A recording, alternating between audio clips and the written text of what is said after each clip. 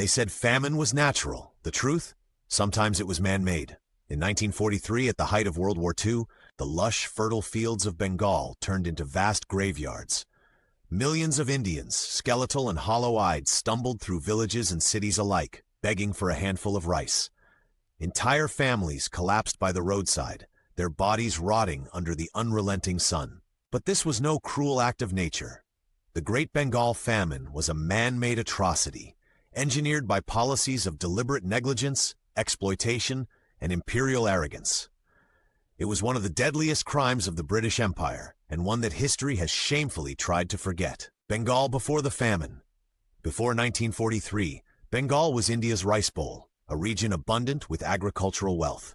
The land was fertile, the rivers nourished crops, and although poverty existed, outright famine had not struck the region in over a generation. But as World War II intensified, the British Empire's priorities shifted violently. Bengal was seen not as a home to millions of people, but as a resource depot to fuel Britain's war machine. With Japan advancing through Southeast Asia, fear gripped British leadership. In their panic, they chose to sacrifice Bengal. The spark, scorched earth and rice hoarding. Anticipating a Japanese invasion of India through Burma, the British ordered the denial policy, a scorched earth strategy designed to destroy anything that could be useful to the enemy. Boats, critical for transport and fishing in a region crisscrossed by rivers, were confiscated and destroyed. Rice stocks were forcibly seized. Rural Bengal, which depended on these boats and rice stores for survival, was crippled overnight. Meanwhile, British officials and wealthy Indian merchants began hoarding rice, driving prices sky-high. The common people could no longer afford to buy the very food grown on their own soil.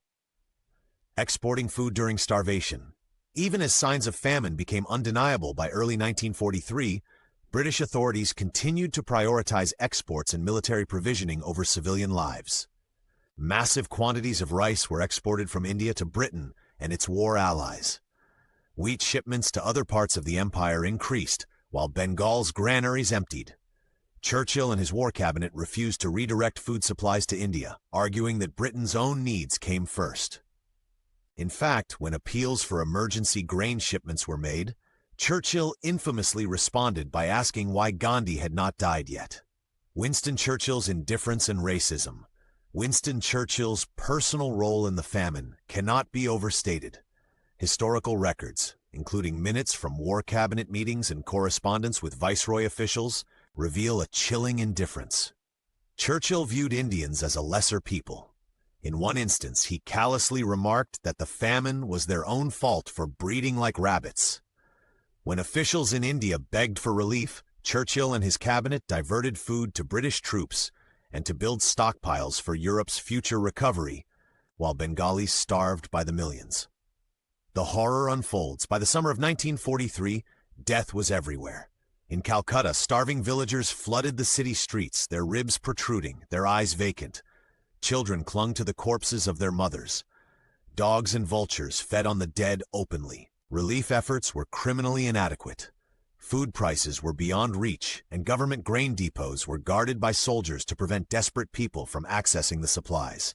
Labor camps offered pitiful rations in exchange for grueling work, but many were too weak to even stand. Disease followed hunger, cholera, malaria, dysentery, wiping out even those who managed to cling to life a little longer. The numbers they tried to bury. Official estimates suggest that between 3 and 4 million people perished in the Bengal famine.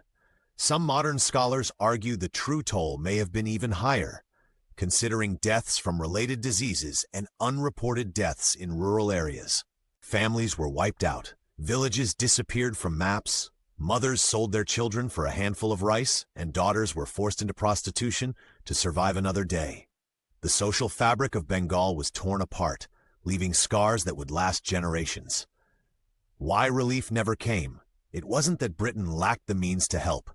Australia offered to send wheat to India, but Churchill's government delayed and obstructed these shipments. Canada and the United States suggested food aid, but were discouraged from doing so by Britain to maintain imperial control. Bengal was seen as expendable, a painful but acceptable cost for the British war effort. British war propaganda machine carefully covered up the famine, ensuring that few images or reports reached the outside world. For the empire, saving face was more important than saving lives. The aftermath and historical amnesia. After India's independence, the Great Bengal Famine faded from British public memory. In Britain's official histories of World War II, there is barely a mention of the millions who died in Bengal. In India, however, the famine remains a haunting memory, a brutal reminder that colonialism was not about civilization or progress, but about exploitation, racism, and death. The famine broke the illusion that the British Raj was benevolent. It revealed the sheer cruelty of empire when its own survival was at stake. Conclusion: the Great Bengal Famine of 1943 was not an accident of nature. It was a genocide by neglect and design. It was a crime committed by one of the most celebrated empires in human history, and by leaders like Winston Churchill, who to this day are lauded without acknowledgement of the blood on their hands. We owe it to the millions who died in silence and suffering to tell their story, loudly and unflinchingly. Because if history forgets them, history will repeat itself. Every time we uncover the truth, we honor those who were forgotten.